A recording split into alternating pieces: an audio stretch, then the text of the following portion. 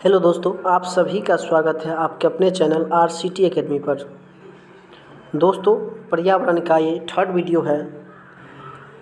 अगर आप अभी तक EVS का फर्स्ट वीडियो और सेकेंड वीडियो नहीं देखे हैं तो आप प्ले लिस्ट में जा कर के देख लीजिए। और अभी इस थर्ड वीडियो में मैं सीटेट पर्यावरण का कुछ इम्पोर्टेंट टॉपिक लेकर के आ चुका हूँ, जो आपके एग्ज़ाम के लिए बहुत ही इम्पोर्टेंट साबित हो सकता है। सो आप अगर अभी तक हमारे चैनल को सब्सक्राइब नहीं किए हैं तो प्लीज़ चैनल को सब्सक्राइब कर लीजिए और घंटी के निशान को ज़रूर दबा दीजिए, ताकि ऑल वीडियो का नोटिफिकेशन आप तक सबसे पहले पहुंच सके। दोस्तों, पर्यावरण का हम बिल्कुल ज़ीरो से शुरू से स्टार्ट किए हैं, जो कि डे बाय डे एकदम सीरियल वाइज हम लेकर के जा रहे हैं डे बाय डे। सो बेहिचक आप सब्सक्राइब कर लीजिए, आपको पर्यावरण की सारी वीडियो इस चैनल पे मिलने वाली हैं।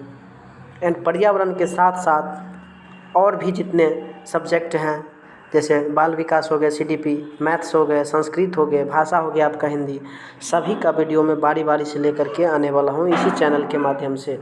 सो आप चैनल को सब्सक्राइब करके ऑल नोटिफिकेशन ऑन कर दीजिए। और ये जितने भी क्लास है सभी का PDF आपको चाहिए तो आप हमारे टेलीग्राम चैनल आप RCT एकेडमी नाम से है, आप उस चैनल को जा कर के ज्वाइन कर लीजिए। उस पर सारा PDF वगैरह आपको मिलेगा, ठीक है। तो आज की वीडियो अब आपका समय न गंवाते हुए आज हम शुरू करते हैं। तो कुछ आज हम रेड डाटा पुस्तक के बारे में जानेंगे। तो वे चीज़ जिनसे हमें पिछली संस्कृति के बारे में पता चलता है, ठीक है।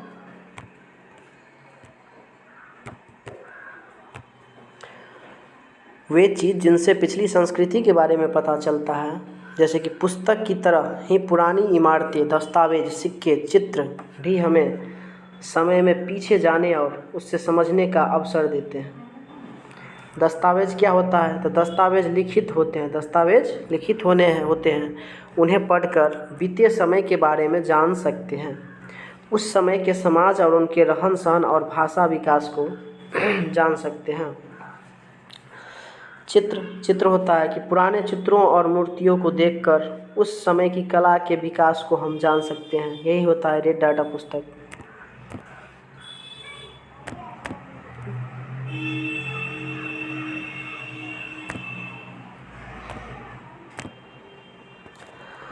सिक्के, पुराने सिक्के से उस समय के व्यापार लेन देन के तरीक़ों की जानकारी प्राप्त कर सकते हैं। तो यही सब चीज़ें हैं। और आपका ये सबसे इम्पोर्टेंट जो है, आप स्तनधारी और सरीसृप, कीट एवं पक्षी के बारे में देख लेते हैं कुछ। तो स्तनधारी जीव वे होते हैं जो अपने बच्चों को दूध पिलाते हैं। इनके शरीर का ताप बाहरी वातावरण के ताप परिवर्तन के साथ नहीं बदलता। मनुष्य, गाय, भैंस, बकरी, चमगादड़, व्हेल, मछली आदि ये सभी के सभी आपका स्तनधारी जीव हैं। सरीसृप इस जाति के प्राणी धरती पर सरक कर चलते हैं। तो धरती पर सरक के चलने वाले जितने जानवर हैं, जैसे कि सांप हो गया, छिपकली, कछुआ हो गया, घड़ियाल, मगरमच्छ, ये सभी आपके सरीसृप में आते हैं। तो सरीसृप में क्या आते हैं? यानी कि जो धरती पर आपको सरक करके चलते हैं, जैसे सांप हो गया, छिपकली, कछुआ, मेढक, घड़ियाल, ये सभी आपका हो गया सरीसृप। यहाँ से भी क्वेश्चन आपके एग्जाम में पूछे जाते हैं। अगला कुछ कीट है। कीटों के प्रमुख इधर उदाहरण है, जैसे कि मक्खी, मच्छर, मधुमक्खी, तितली, चींटी, केचुआ, मक्खी, मच्छर, ये सभी आपका जो है सो कीट में आते हैं। जैसे मक्खी, मच्छर, मधुमक्खी, तितली, चींटी, केचुआ हो गया। पक्षी, पंख वाले या उड़ने वाले किसी भी जंतु को हम पक्षी कहते हैं। पक्षियों के कुछ प्रमुख उदाहरण हैं, जैसे मोर, गौरैया हो गया, कबूतर हो गया, है ना।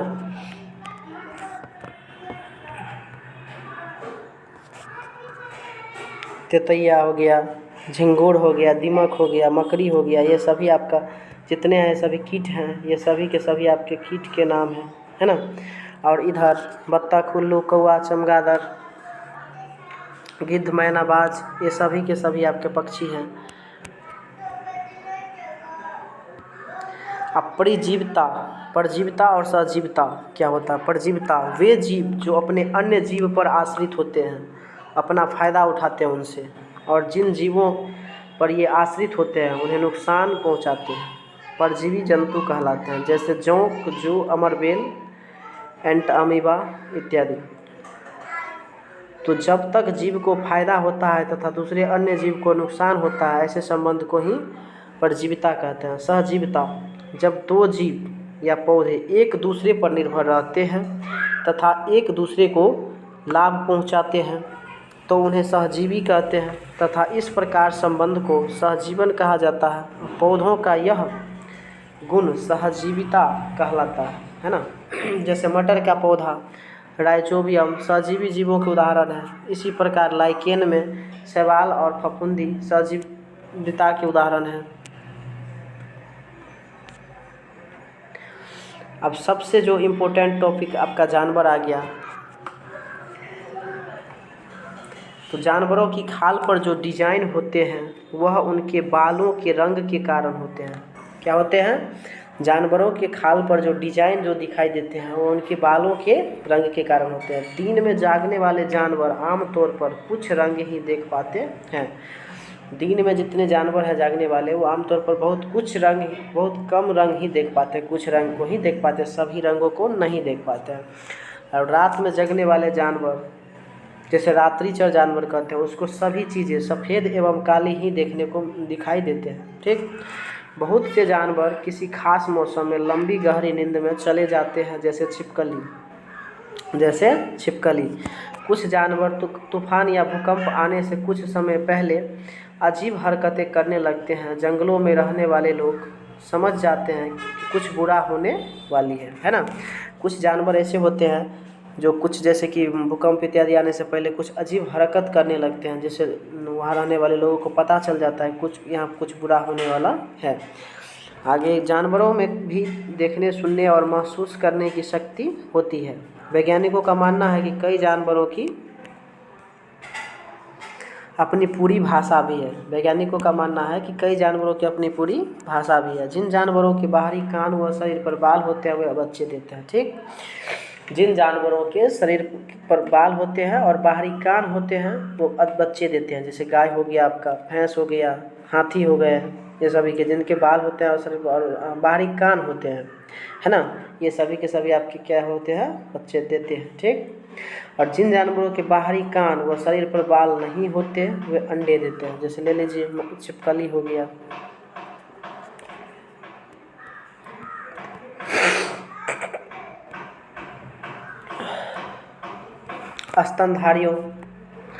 स्तनधारियों की विशेषताओं में इनके शरीर पर बाल का पाया जाना और कान के मध्य भाग में 3 अस्थियों मेलियन, इनकस व स्टेपस का पाया जाना प्रमुख है। यदि कुछ प्रजातियों को छोड़ दे तो लगभग सभी स्तनधारी वर्ग के जंतु बच्चे देते हैं, है ना। जिन जानवरों में यह नहीं पाए जाते वे अंडे देते हैं। ठीक है, और जानवरों के कान के आकार और उनके सुनने की शक्ति में बहुत गहरा संबंध होता है। जिन जानवरों के कान बड़े होते हैं उनके सुनने की क्षमता अधिक होती है, जबकि जिन जानवरों के कान छोटे होते हैं उनके सुनने की क्षमता कम होते हैं। हाथी को कान के पीछे रखकर आवाज़ ज़्यादा साफ सुनाई देते हैं। ठीक है, अब यहाँ से आपका सबसे इम्पोर्टेंट बात है कि जानवरों का जो शिकार किया जाता है सो कौन से जानवर को शिकार किसके लिए किया जाता है। जैसे हाथी को उसके दांतों के लिए मार दिया जाता है। यहाँ से कई बार क्वेश्चन पूछा गया है कि हाथी को जो है तो उसके दांतों के लिए, गैंडे को सींग के लिए, और शेर एवं मगरमच्छ और सांप को उनकी खाल के लिए मार दिया जाता है। ठीक है, कस्तूरी हिरण को थोड़ी सी खुशबू के लिए मारा जाता है। जानवरों को मारने वाले लोगों को शिकारी कहते हैं। ठीक है, तो हाथी को दांत के लिए, गैंडा को सींग के लिए, शेर, मगरमच्छ और सांप को उनकी खाल के लिए मार दिया जाता है। वही कस्तूरी हिरण की बात करें तो इसको थोड़ी सी खुशबू के लिए मार दिया जाता है। ठीक है,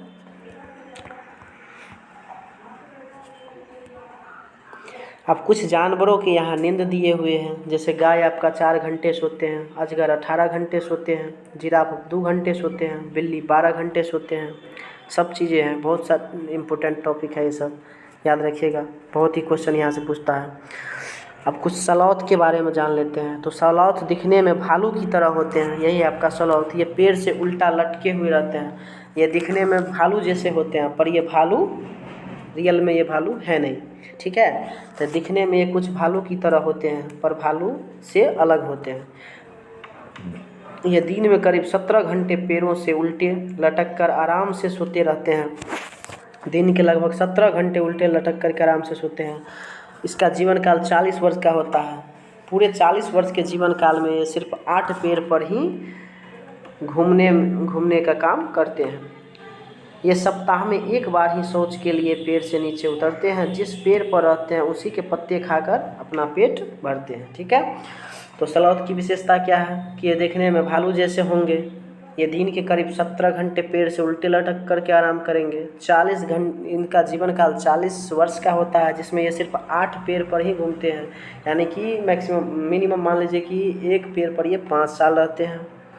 और सप्ताह में एक दिन ही नीचे उतरते हैं और अपना सब क्रियाक्रम करके फिर ऊपर चढ़ जाते हैं, ठीक है। जिस पेड़ पर रहते हैं उसी के पत्ते झाड़ी खाते हैं। आगे आपका बाघ है।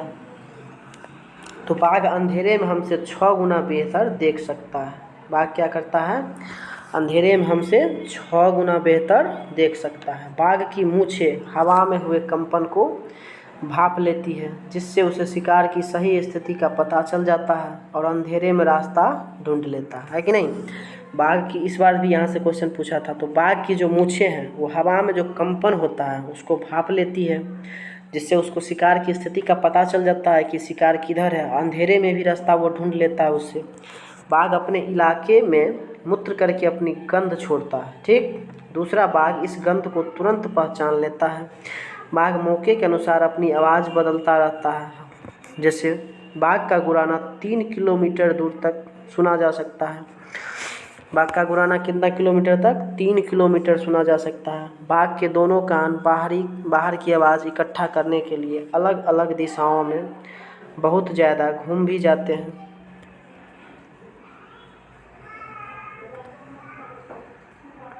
बाघ हवा से पत्तों के हिलने और शिकार की झाड़ियों में हिलने से भी आवाज़ तुरंत भांप लेता है। आगे आपका हाथी है। हाथी से भी क्वेश्चन पूछा जाता है।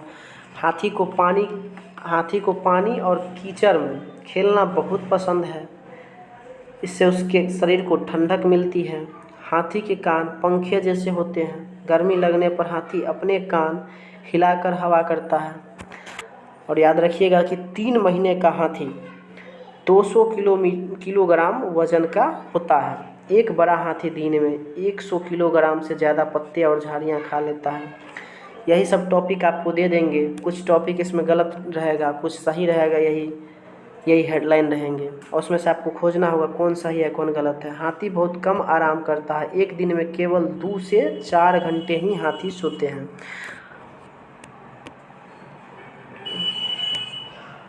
हाथी परेशानी आने पर एक दूसरे की मदद भी करते हैं। एक झुंड में 10 या 12 हाथी और बाकी बच्चे होते हैं।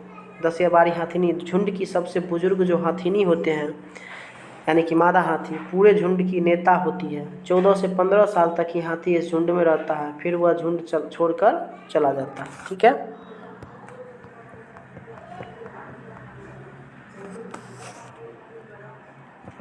देखिए लंगूर को देखिए।